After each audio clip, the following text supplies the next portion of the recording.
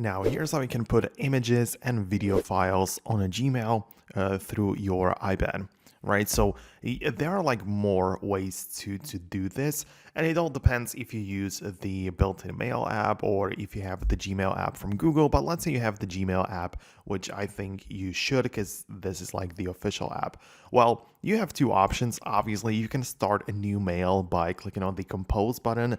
And then when you click on the paperclip, then you can choose the photos or files where you can access the photo and video files and from your device, and you can put them as an attachment to the email, which can be sent to anyone, right?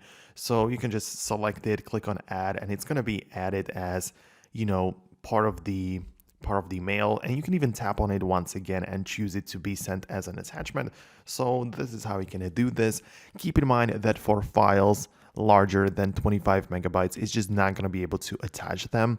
In this situation, you will need to upload them to Google Drive and then only share the link, which I mean works and everything, but yeah, it just like the limited there. And yeah, this is kind of how it works. The second approach is to go directly to a specific photo or video, let's say inside of the Photos app.